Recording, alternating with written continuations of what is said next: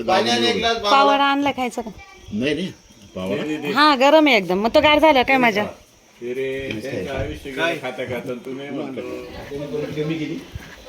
धर.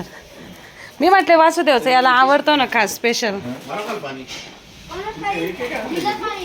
नाही नाही त्याला आता टेस्ट कशी आहे? हा ग्लास नाही आली.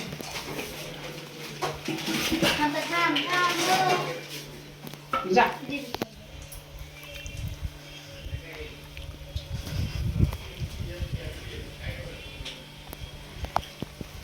नमस्कार मंडळी. तर चला श्री स्वामी समर्थ सगळ्यांना. आणि सासरवाडीला जावयाशे निवांत येऊन बसले सगळे एकमेकांशी गप्पा मारताय.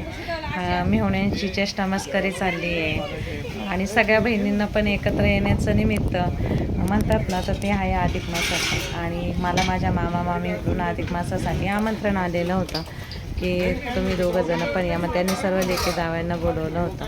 मग आता आमच्या सगळ्यांचे जेवणं झाले होते. मस्त आंबरस पुरणपोळीचा बेत होता. सगळ्यांचे जेवणं झाले आणि मग थोडा वेळ मध्ये त्यांची तयारी चालू होती तोपर्यंत आम्ही बाहेर गप्पा मारत बसलो होतो. तर यावेळेस मामांनी असे छान दिवे घेतले होते सगळ्यांना वाणत देण्यासाठी. आणि आता मेहुणा चालला आहे नाही का त्याच्या सगळ्या दाजींचा पहिला पाहुणचार करतो आहे. तर बोलला पहिला पाहुणचार दाजींचा आणि मग तुमचा. तर आणि मामी माझी मागे उभी आहे बघते की पोरगा आपलं सगळं व्यवस्थित करतो आहे की नाही, आपल्या पोरींचं जावयांचं असं तिचं लक्ष ठेवायचं काम चालू आहे.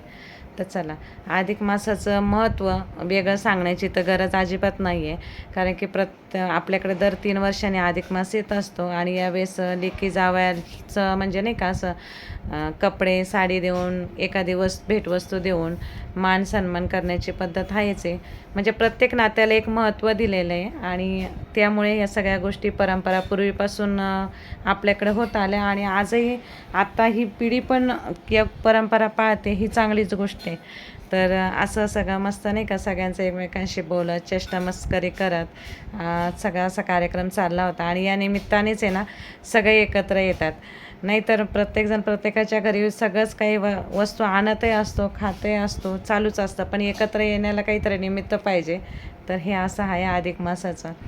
आणि सगळे जावईनं चेष्टा करत होते मेवण्याची की आमचे सासू सासरे आहे ना तोपर्यंत आमची सासूरवाडीला मजा आहे म्हणे. त्याच्यानंतरचं माहीत नाही. तर मी काही कमी करणार आहे का दाजी तुम्हाला. तर चला त्याने त्याच्या दाजींना पण ओवाळलं, त्यांना औक्षण करून त्यांनाही त्यांच्या भेटवस्तू दिल्या, आम्हालाही भेटवस्तू दिल्या आणि आमच्या पाया पडत होता. त्याला म्हटलं तू पायानंतर पड, पहिला आमच्या जवळ बस, एक आपण फोटो घेऊ. तर चला अशा प्रकारे आमचा अधिक मास छान सेलिब्रेट झाला. आणि आता टाईम होता सगळ्यांचा एक फॅमिली फोटो घ्यायचा. तर तुमच्याकडे कसं सेलिब्रेट झाला ते पण सांगा. तर आपला व्हिडिओ आवडला असेल तर नक्कीच एक लाईक शेअर सबस्क्राईब करा. Bye bye.